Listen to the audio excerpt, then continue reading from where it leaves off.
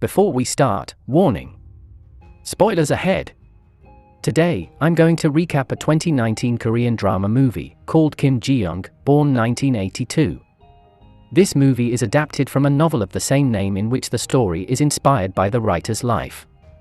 It tells the tough life of living and growing up as a woman in a narrow-minded Asian society. So, what kind of trouble does she have to face? How does she cope with it? Let's find out together.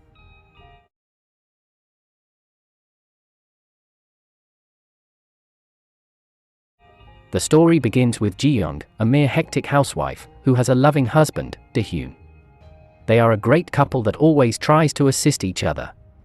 Dae-hyun is aware that sometimes Ji-young is troubled by being both a mother and wife. Moreover, Ji-young has a really irritating in-law. She is none other than Dae-hyun's mother. She never treasures Ji-young as her daughter-in-law, on the contrary, she treats Ji-young as her helper. In-law sometimes advises Ji-young to rest, but actually it is just lip service or even a sarcastic statement. Can't stand it, Ji-young confronts in-law in the middle of the family meeting. But she talks in an unusual way as if she is possessed by her mother's personality. Dae-hyun swiftly brings Ji-young and their daughter to Ji-young's parents' house. There, Ji-young can sleep peacefully, yet, this place reminds her of the memories of her mother being harassed by her in-law also. On the other day, Dae-hyun suggests Ji-young to consult with a psychiatrist under the pretense of the baby blues phenomenon that surrounds them. He actually has gone there to initiate Ji-young's consultation since he feels like she needs help. Ji-young also realizes that she is pretty anxious after she has had her daughter, just like in the old days when she was still working. Back then, at her company, women never got promotions because they would need maternity leave or even resigned from the company to be housewives, and the company saw it as a burden.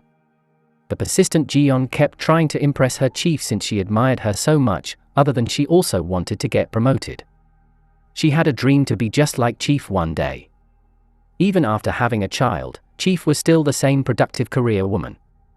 The ugly truth is now Ji-young is surrounded by the other housewives, talking about how they bury their dreams just to focus on being good mothers and wives.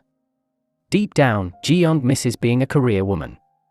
On top of that, her ex-colleague visits her and tells her that she is being promoted by the company. Not only that, she informs Ji-young that Chief has resigned and opened a new company of her own. She encourages Ji-young to join her. Ji-young is excited but feels uneasy at the same time. Meanwhile, Dae-hyun is worried about Ji-young and asks for some advice from his colleagues. Instead of getting any insight, they make fun of her and it annoys him so much. Furthermore, at home, Ji-young asks permission from Dae-hyun so she can start working again. Dae-hyun's restlessness turns into rage and makes things worse. Ji-young leaves him helplessly. At midnight, Dae-hyun awakes and finds Ji-young drinking alone. He tries to reconcile with her, but he is surprised by her response. It appears that her body is inhabited by someone else's personality, and she keeps telling him to appreciate Ji-young because she has been worn out these days. Dae-hyun grieves badly as his worry has become true. In the morning, Dae-hyun asks Ji-young to visit the psychiatrist, but he doesn't mention anything about last night and Ji-young agrees to go. However, she waits uncomfortably at the psychiatrist and decides not to do the consultation with the excuse of a costly payment. Dae-hyun desperately wants her to do the consultation but still doesn't have the heart to explain her condition directly. The next day, Ji-young has a meeting with colleague. Colleague tells her that the security guy at the company has sexually harassed the female staff by planting a micro camera at the female toilet cubicle. It triggers Ji-young on the way home at the bus stop. She remembers a sexual harassment that she has experienced too, yet her father blamed it all on Ji-young. He asks Ji-young to dress appropriately and pay more attention to her surroundings. On a different occasion, in-law meets up with Dae-hyun to clarify Ji-young's confrontation. Dae-hyun tries to explain that Ji-young is not in good health. Hearing this, in-law pities Dae-hyun and criticizes Ji-young so much. Dae-hyun begs in-law not to reprimand Ji-young, as he will find a solution to this problem. In-law tries to help Dae-hyun by sending Ji-young herbal medicine to show some affection. Upon seeing this, Ji-young is thrilled since she has never been treated like this before. On the following day, Ji-young comes to her parents' house to celebrate Mother's birthday. In the meantime, she falls asleep and has a flashback of Mother accompanying her studying. Mother told her a little secret. In the past, she put out of sight her dream of being a teacher because she needed to make money for her brother's tuition fee. And at that time, she couldn't reach it either because she was married and became a mother. Ji-young feels that the cycle is looping in her life too. Later, Ji-young has a feast with her family and sister brings lots of takeaway food. Aunt nags that mother and daughters should be the ones who prepare the food. Nevertheless, the youngest brother is just slacking off with aunt. Sister fights for mother, Ji-young, and herself until aunt is lost for words. Upon seeing this, Ji-young is inspired by sister who always defends them stoutly. Soon after, Ji-young decides to fight for her dream, so she calls Chief and applies to be part of her team. Chief immediately accepts and gives her the offering. It makes Ji-young happy and reminisces about the day before her graduation day. Father talked down to her and made mother so furious. Then, she got a call from the company because she is qualified for her first job. She cherishes this moment just like before when she got her first job. Ji-young enthusiastically shares this moment with Dae-hyun. She describes all of the plans for how she will manage chores and work. Dae-hyun still worries about her, but he is also delighted by Ji-young's unusual excitement. Seeing how happy Ji-young is, Dae-hyun starts to remember how in-law urged Ji-young to have a child right after their marriage. Turns out, Dae-hyun was the one who convinced Ji-young that even after their firstborn, Ji-young still could go to work and did her daily routine just like before.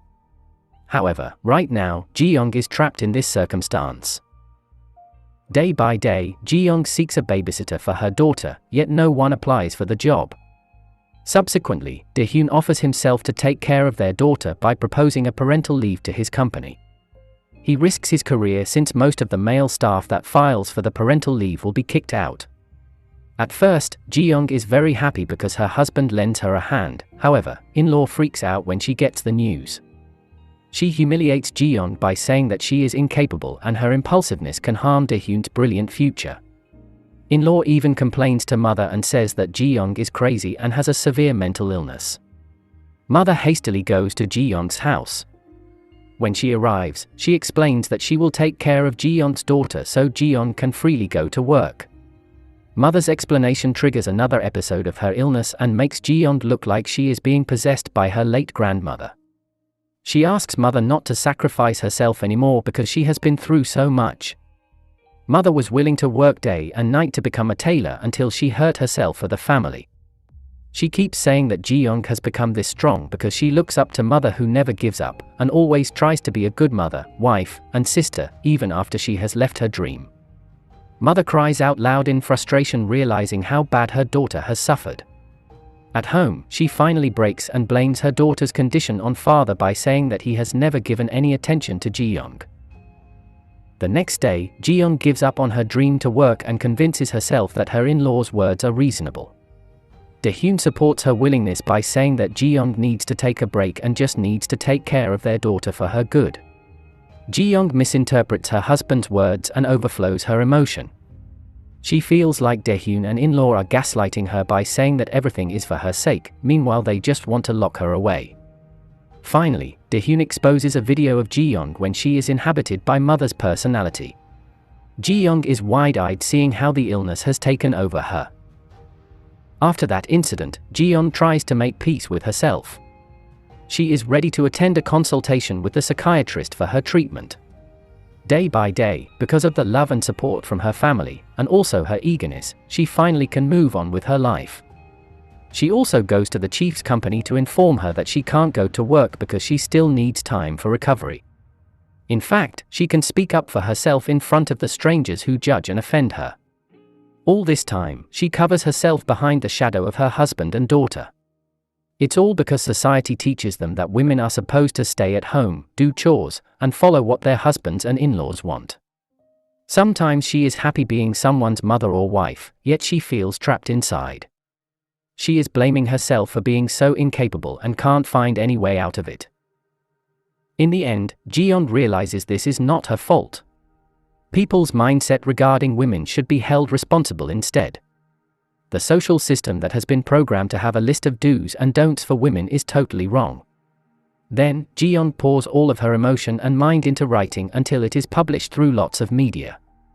Kim Ji-young, who was born in 1982, is finally freed by herself and her persistence. Subscribe to watch more videos like this, turn on notifications, and leave a like and comment to help the channel out. Thank you for watching, and see you next time.